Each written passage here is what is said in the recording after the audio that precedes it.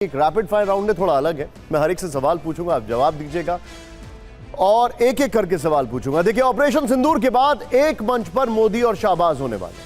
अब पहला सवाल, मोदी को हाथ मिलाना चाहिए शाहबाज शरीफ से, हां या ना? आप सीधे में चलता हूं, मोदी को हाथ मिलाना चाहिए, हां या ना? अशोक सर? नहीं। ओके, हाथ नहीं मिलाना चाहिए, अशोक सर कह रहे हैं। शाहबाज हाथ बढ़ाएंगे तो मिलाना चाहिए, राजन सर?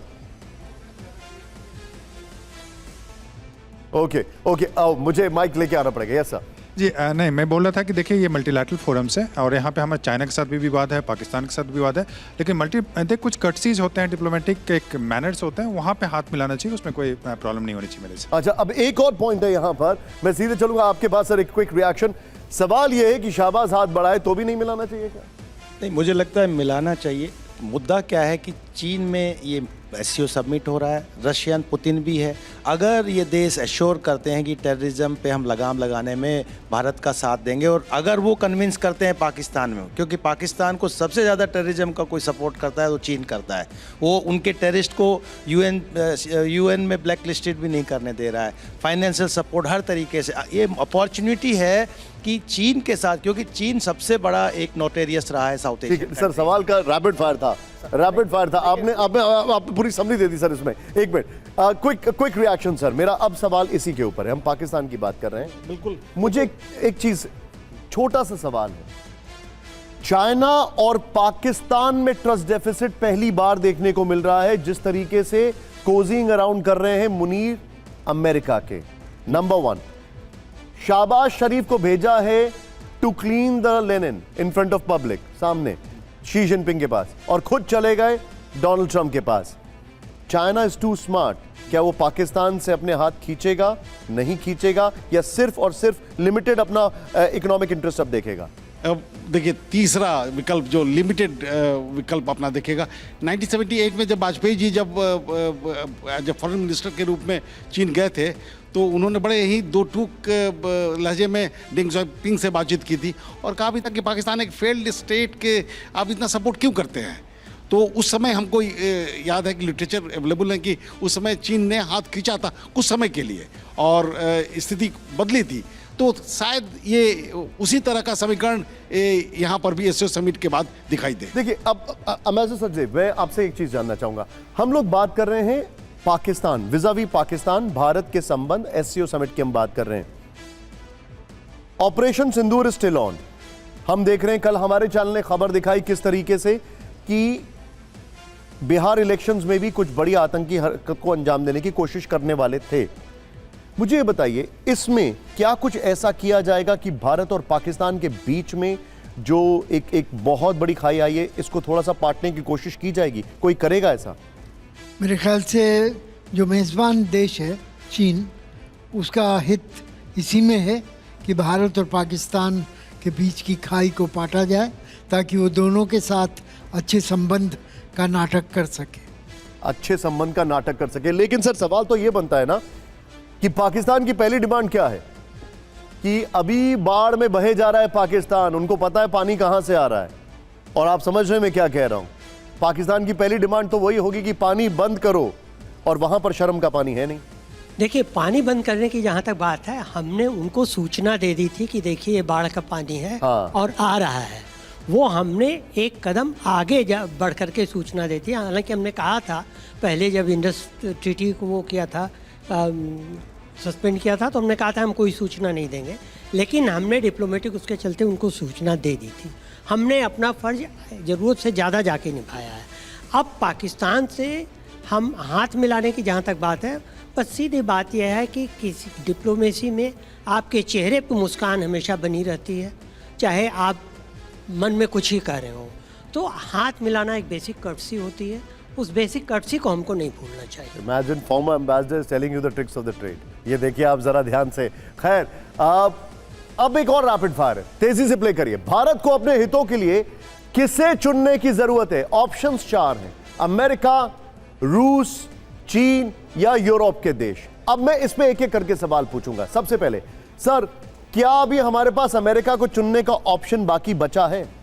देखिए ऐसा है कि जो हो रहा है मेरे विचार से वो टेम्परेरी सेटबैक है, क्योंकि एक पर्टिकुलर इंडिविजुअल जो है वो हेल बेंट है कि वो उसको रिलेशनशिप को खराब आप नाम ले दीजिए सर।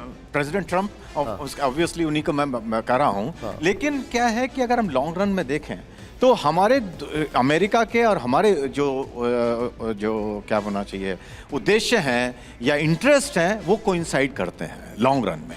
लेकिन ये इंडिविजुअल जो प्रेसिडेंट ट्रम्प क्योंकि उस चीज़ को नहीं देख रहे हैं तो इसलिए वो सब ये काम हो रहे हैं। जबकि सर मुझे एक बात बताइए, इसमें आप किसको पिक करेंगे? भारत को अपने हितों के लिए किसे चुनना चाहिए? चाइना, अमेरिका, यूरोप या रूस?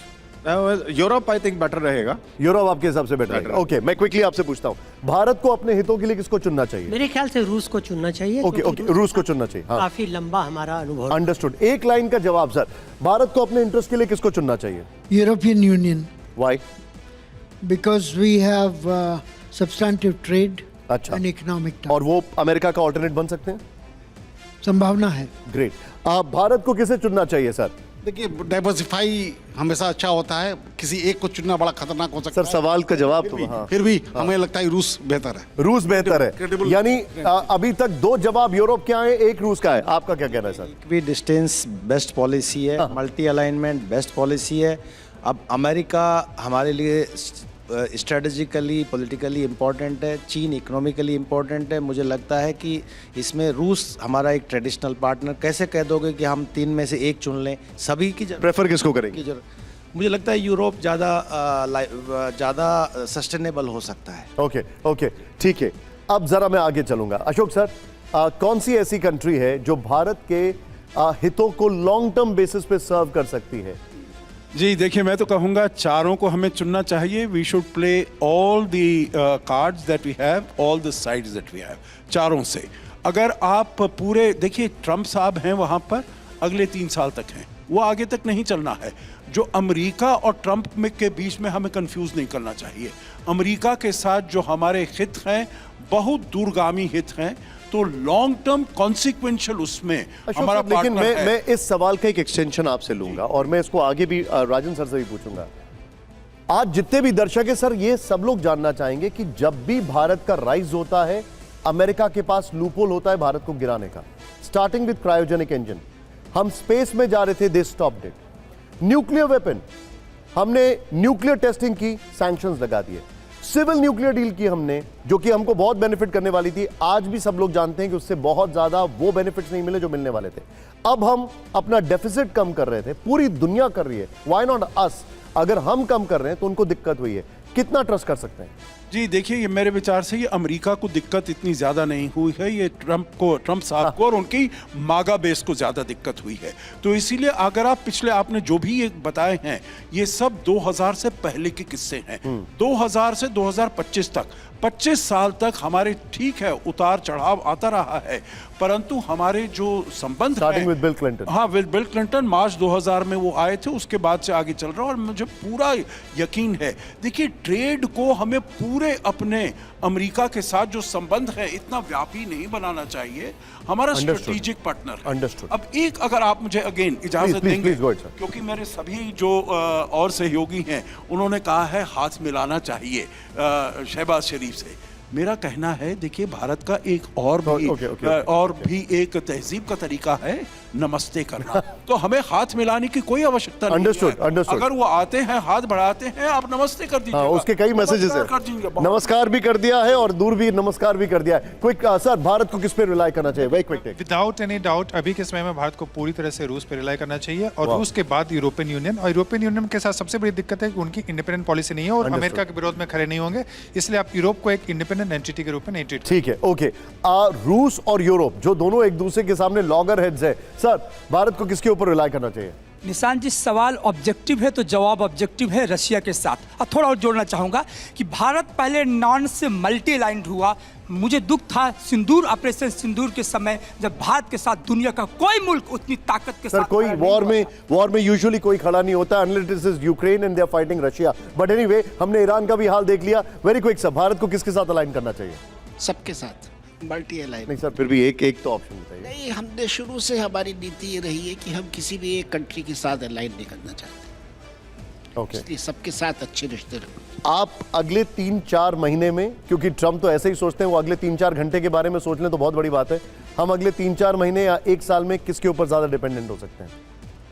हमें कोशिश करनी चाहिए कि हमारे रिश्ते चीन के साथ थोड़ा सुधरे और अमेरिका के साथ भी सुधरे। दोनों तरफ कोशिश करनी Understood. चाहिए। और Understood. रूस के साथ तो हम मजबूती कर ही रहे हैं रिश्तों में, तो सभी के साथ कोशिश करनी चाहिए। एब्सोल्युटली। और यहां पर निनाद जी मेरे साथ हैं। निनाद सर, किसके साथ अलाइनमेंट जरूरी है? हमारे पास चॉइस नहीं है, हमारे को in the long term America के साथ ही अलाइन होना पड़ेगा, वही ग्रेट पावर है। देखिए, दो चीज़ें प्लीज़ समझिए। पहली बात, मैं नहीं मानता कि ये ट्रम्प प्रॉब्लम है। MAGA is here to stay. Republican party को हमेशा के लिए ट्रम्प ने चेंज कर दिया है। एक नया ट्रम्प जो आएगा वो भी मागा ही होगा, तो हमारे को लिमिटेड पार्टनरशिप होगी पर अमेरिका के साथ होगी। मैं एक चीज़ और ज़रूरी कहना चाहूँगा, रशिया ग्रेट पावर है लेकिन उसकी इकोनॉमी सिर्फ $2 ट्रिलियन है, उसका बर्थ रेट गिर रहा है। आज से 25 साल बाद रशिया ऐसा पावर नहीं होगा जैसा आज है मेरे हिसाब से। तो मेरे को लगता है कि अमेरिका ही हमारे लिए चॉइस है, चाहे लिमिटेड पार्टनरशिप। ओके, चाहे लिमिटेड पार्टनरशिप हो। बस प्रॉब्लम इतनी है कि हम लोग साइकोफेंसी में बिलीव नहीं करते हैं, हम लोग वन ऑन वन रिलेशनशिप में बिलीव करते हैं। साउथ कोरिया के प्रेसिडेंट वहां जाकर बोलते हैं कि हम आपका ट्रम्प टावर बनाएंगे। इमेजिन, ये है साइकोफेंसी की हालत इस वक्त। टैरिफ वॉर पर फिर सामने आई अमेरिका की बौखलाहट। ये देखिए, ट्रम्प के सलाहकार पीटर नवारो का फिर से विवादित पोस्ट। ये मोटर माउथ है एक तरीके से। भारत के पैसों से यूक्रेन में हो रहा है कत्लेआम। नवारो ने कहा कि हमने टैरिफ लगाकर पुतिन की मदद रोकी, भारत पर रणनीतिक मुफ्तखोरी और रूस के लिए तेल लॉन्ड्रिंग का आरोप लगाया। पीटर नवारो, इस पे एक रिएक्शन लेना बहुत जरूरी है। नवारो ने पीएम मोदी पर निजी तौर पर हमला किया। आपको यकीन बता रहा हूं, ये इतने सीनियर डिप्लोमेट से जरा फ्रेम दिखाइए। They are known to have a straight face, लेकिन मन में सभी बहुत बुरी तरीके से हंस रहे होंगे अभी जब पीटर नवारो को सुन रहे होंगे, because this man is mumbling and jumbling. उनके सामने फैक्ट्स क्लियर नहीं है। व्हाइट हाउस के प्रांगण के अंदर, व्हाइट हाउस के सामने जो उनका लॉन्स है उसके बाहर वो बोल रहे हैं ये सारी चीजें। व्हाइट हाउस के अंदर उसके बगल में उनका प्रेस ब्रीफिंग रूम है। अब अच्छी तरीके से हमें पता है। सर, पीटर नवारो जो कह रहे हैं मैं उसको सीरियसली नहीं ले रहा हूं, लेकिन मैं एक नया ट्रेंड देख रहा हूं। वो ट्रेंड ये है कि अपने ट्रम्प को खुश करने के लिए अगर वो किसी मुल्क के खिलाफ हैं तो उसको गाली बको। जी, आप बिल्कुल ठीक कह रहे हैं। देखिए, उनको पता है जो ट्रम्प क्या चाहते हैं, और हमने इसके बारे में बहुत बातचीत की है। जो ट्रम्प का भारत के विरुद्ध जो उनका स्टैंड हुआ है वो क्यों हुआ है, क्योंकि हमने उनको ऑपरेशन सिंदूर का कोई क्रेडिट नहीं लेने दिया, नोबेल प्राइज में हम उसमें अड़चन आ रहे हैं, तो इसीलिए। और वो सब लोग समझ गए हैं। तो चाहे पीटर नवारो हो, चाहे स्कॉट बिसेंट हो, चाहे मार्को रूबियो हो, चाहे हैरोल्ड लुटनिक हो, जो भी हो, सभी बस वही ट्रम्प को खुश करने के लिए जैसे। और ये उनकी एरोगेंस है। एक तो कंफ्यूज्ड है बिल्कुल, क्योंकि डबल फेस्ड है, हिपोक्रिटिकल है, क्योंकि और जो देश हैं वो सब रूस से और ज़्यादा इंपोर्ट कर रहे हैं। यहाँ तक कि अमेरिका का जो ट्रेड है निशांत, वो रूस के साथ जब पुतिन आए थे अलास्का में, उन्होंने कहा 20% हमारा ट्रेड अमेरिका के साथ ज़्यादा बढ़ा है, तो अमेरिका ट्रेड कर सकता है। अच्छा sir, this takes me to the other point, और ये बड़ा इंपॉर्टेंट पॉइंट है जो मैं यहां पर समझना चाहूंगा। सर, क्या Trump, I don't want to use the word nuisance, एक बहुत प्रेसिडेंट है वो किसी कंट्री के, वो ऐसे बोल नहीं सकते हम लोग, लेकिन ट्रम्प की जो एक तरीके से ये ब्लैकमेलिंग है, एल्बोइंग जो है, क्या दुनिया जॉइंटली इससे परेशान होकर, आज तक इतिहास में कभी कुछ ऐसा हुआ है कि they have taken a strong stand against somebody and they had to bow down? ये आप देख रहे हैं, स्ट्रॉन्ग स्टैंड तो ले रहे हैं। देखिए, जापान जो है उनको एक डेलीगेशन भेजना था, ट्रेड डेलीगेशन अमेरिका, ट्रेड के बारे में बात करने के लिए, लेकिन जिस तरह से अमेरिका का रुख रहा है और जिस तरह से वो एग्रेसिव उन्होंने अपनी डिप्लोमेसी प्ले करी है, उससे तंग आकर उन्होंने नहीं भेजा। और अब वो भारत के साथ बातचीत कर रहे हैं। अब वो कह रहे हैं कि भारत के साथ ट्रेड और इन्वेस्टमेंट्स भी बढ़ाएंगे, डिफेंस कोऑपरेशन भी बढ़ाएंगे। तो कंट्रीज सबसे तंग आ रहे हैं। उनको लग रहा है कि ये अमेरिका का जो राष्ट्रपति है सिर्फ अपने बारे में सोच रहा है। और अब सर, मैं इसको लेकर एक ग्राफिक्स दिखाता हूं, जरा प्ले करिए। जो अलग अलग लेवल पे जिस तरीके से ट्रम्प रिएक्ट कर रहे हैं, जो चीजें बोल रहे हैं, प्ले करिए जरा, दिखाइए हमारे दर्शकों को। ये ग्राफिक्स है शर्मनाक नौ पोस्ट। ट्रम्प के सलाहकार पीएम मोदी पर निजी तौर पर हमला कर रहे हैं, और ये बहुत खराब ट्रेंड है। ट्रंप को खुश करने के लिए किसी दूसरे राष्ट्राध्यक्ष को आप इस तरीके से, किसी देश के आप प्रधानमंत्री को आप बदनाम करने की कोशिश कर रहे हैं। मोदी पर यूक्रेन युद्ध के लिए जिम्मेदार ठहराने का आरोप लगाया, जो फैक्चुअली दूर दूर तक इनकरेक्ट है। पोस्ट में मोदी की जो तस्वीर लगाई है वो जानबूझकर उकसाने वाली है। अब ये साइकोफेंसी है। पीटर नवालो, अब इनका अगर आप बैकग्राउंड चेक करेंगे तो आप बहुत हंसेंगे। खैर एनीवे, पोस्ट में पीएम मोदी को गेरुआ कपड़े में पूजा करते दिखाया गया। एंड ट्रस्ट मी, इस आदमी को इस पोस्ट में, इस तस्वीर में, इस कपड़े के बारे में कुछ नहीं पता होगा। ये इसकी टीम का काम है। नवारो के ट्वीट से साफ दिखता है कि वो मोदी को जानबूझकर टारगेट कर रहे हैं। भारत को उकसाने के लिए ट्रंप के सलाहकार शर्मनाक तरीका अपना रहे हैं। पहले नवारो ने यूक्रेन को मोदी का वॉर बताया, अब तेल और मनी लॉन्ड्रोमैट कहा है। इंटरेस्टिंग बात क्या है इसमें? इंटरेस्टिंग बात यह है, हमारे साथ जो हमारे मेहमान हैं उनसे मैं जानना चाहूंगा और सीधे मैं चलूंगा सर के पास। सिंघल सर, आपके पास ये सवाल है। सर इमेजिन करिए, सर इमेजिन करिए, मतलब ये पुरानी कहावत है भारत की और हमारे दर्शकों के लिए वो मैं लोकल डायलेक्ट में बात कर रहा हूं। खिसियानी बिल्ली खंबा नोचे, खिसियाने ट्रंप, मोदी का मजाक उड़ाए। देखिए, आप जो कह रहे हैं बिल्कुल सही कह रहे हैं। कि जो बिल्कुल आप्ट आपने जो कहावत कही है बिल्कुल आप्ट है, इस पर बिल्कुल सही बैठती है। और ये जो इस तरह की जो बयानबाजी शुरुआत करी है प्रेसिडेंट ट्रंप ने खुद करी है। और ये पीटर नवारो जिसके बारे में आपने बताया, इतना कुछ बताया, जो उस तरह की बात कर रहे हैं, उन्हें आपने बिल्कुल सही कहा कि बेसिक उनके फैक्ट्स क्लियर नहीं हैं। और वो केवल ये सब इस वक्त होड़ लगी हुई है जितने भी इनके एडवाइज़र्स हैं कि किस तरीके से जो ट्रंप साहब की पॉलिसी है उसको वो गलत है, सही है। और किसी राष्ट्राध्यक्ष या प्रधानमंत्री के बारे में उन्होंने कुछ उल्टा सीधा बोला है या सोच रहे हैं तो उसको वो किस तरह से और ज़्यादा। मुझे एक बात बताइए, क्या रिश्तों में खाई बहुत आ गई है या दुनिया ने एक्सेप्ट कर लिया दैट दिस मैन ट्रंप ठीक है यार, जाने दो, that's how he is, we should not take him seriously? मेरे विचार से पॉलिसी ये है कि जो है अभी मैनेज कर लेते हैं इसको, क्योंकि ये 3 साल रहेगा और इसको समहाउ मैनेज करना पड़ेगा हमें, क्योंकि मानना तो पड़ेगा कि अमेरिका एक जो शक्तिशाली राष्ट्र है और इसको घटने में, पावर में थोड़ा समय लगेगा। सर आपकी जो टोन है, आपकी जो लैंग्वेज है, आई एम सॉरी, मुझे रिमाइंड करा रही है कि घर में एक बच्चा थोड़ा बदमाश निकलता है, कोई बात नहीं, मैनेज कर लो, बाकी तो ठीक है।